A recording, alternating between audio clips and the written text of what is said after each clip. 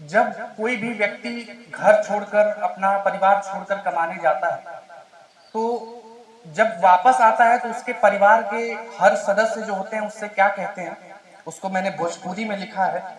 कि बेटवा जरूर कमाए जइहा, कि बेटवा जरूर कमाए जइहा पर लौट के गावे, बेटवा जरूर कमाए जइहा पर लौट के गावे अइहा,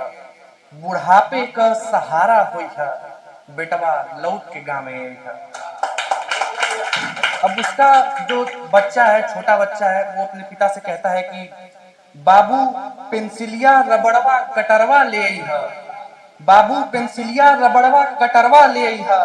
हथिया घोड़वा का खिलौनवा ले अइहा, हमार उंगली पकड़ के चलइहा